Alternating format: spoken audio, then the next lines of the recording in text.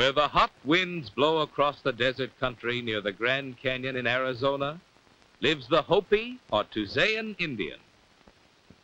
We were led to believe in the early days all Indians were warlike, but you never heard of a Hopi raiding party, as they are known as the peaceful people.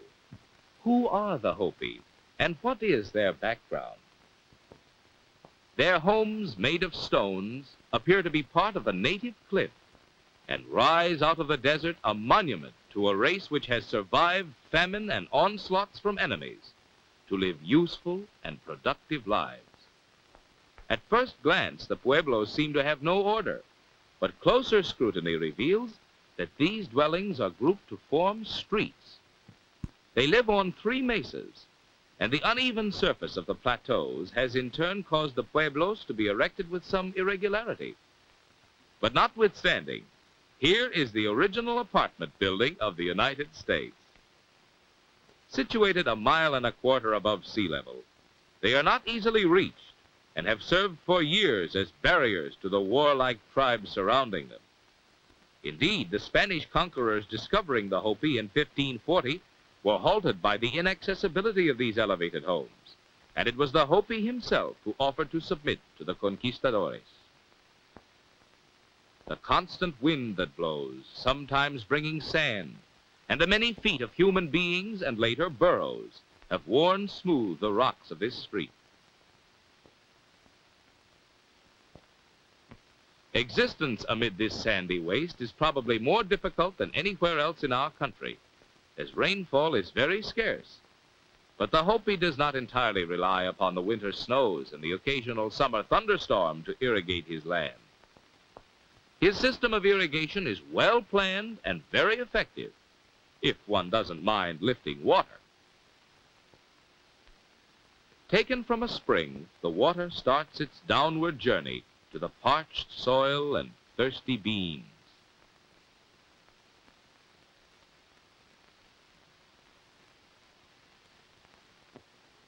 Because of the lack of vegetation, wild game has never been plentiful, and the Hopi has become, through scarcity, more of a vegetarian than most Indians. Squash is another vegetable that seems to withstand the sun and hot winds and reaches a notable size. They also cultivate several kinds of fruit, such as apples, peaches, and pears, and have very successful crops which are dried and stored.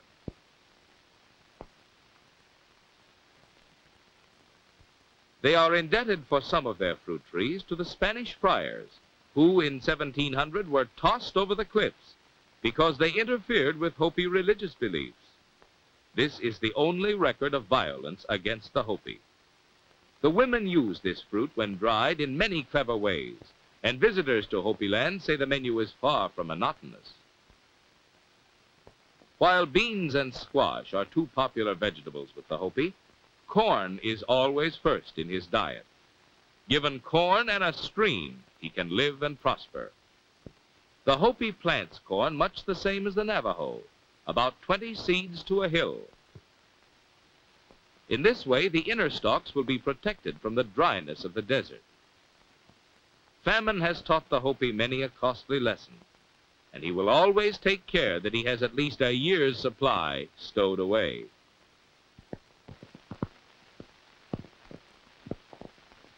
Laziness is not tolerated among the Hopi, and the work is quite evenly distributed. It may seem odd that this woman has assumed the laborious task of chopping the stumps into fire lengths, but the men must see that the wood is hauled up inclines, ladders, and stepping stones, and place it near the pueblos. The men do the planting and most of the hoeing of crops, while all the grinding of corn falls to the woman. As a little girl, a Hopi woman is trained to ply the grinding stones until, when she has reached maturity, she apparently grinds with such ease, we do not guess what back-breaking work this can be. Perhaps nowhere in the world grows such colorful corn as that raised by the Hopi. Their legends tell of the origin of the blue grain, yellow, and so on. But the real reason is probably as mysterious as the sands of the painted desert on which they live. The favorite bread is the piki, or paper bread, which is made by smearing a batter of corn meal over a slab of heated stone. Afterwards, it is rolled.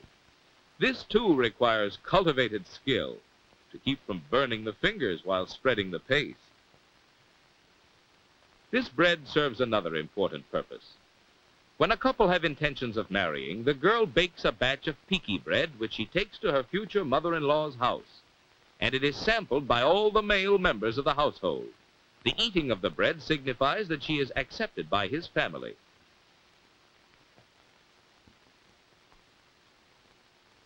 Then the head washing ceremony takes place. The mother-in-law of each washes their heads in yucca suds, and it is at this time that the groom may withdraw if he does not wish to go through with the marriage. Evidently, this couple have no intentions of that sort.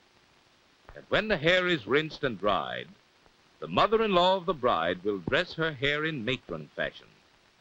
Then their friends will join in the wedding breakfast, and afterwards the real preparations will start. The groom and various members of his clan will weave the wedding garments. The weaving usually takes place in one of the kivas, or lodge rooms, and the apparel will consist of a wedding sash, one large blanket, and one smaller blanket, all made from white cotton.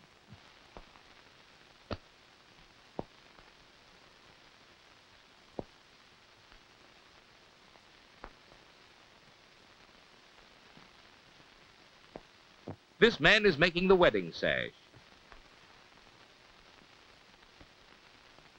A pair of white moccasins, reaching almost to the knees and requiring a whole deerskin, also will be made. The bride has been living at the groom's house while her wardrobe was being completed, and now she is ready to return to her parents' home, where they will live until they erect one of their own. On leaving, the groom's parents give the young couple some very good advice.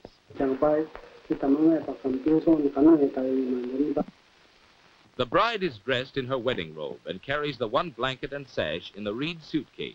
The fringe hanging from her burden denotes falling rain and means that she is prepared for the next world, as the Hopi does believe in life after death.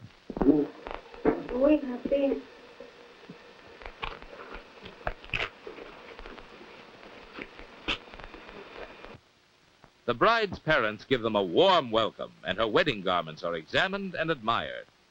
The bride will put away her robe until the snake dance takes place in July, when all the brides of the year appear and participate.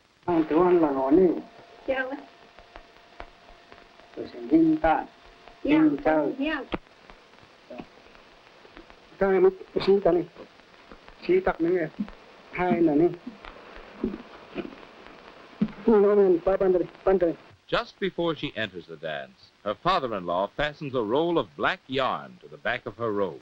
This is her marriage certificate, the last rite that indicates she is now legally married. She may wear the robe once more at the naming ceremony of her first child. Then no more will she appear in it, as it is to be kept for her burial. The Hopi believe that her soul will spread this robe on the ground at the edge of the Grand Canyon. And as she steps upon it, she will float to the bottom, where she will find the home of Hopi souls.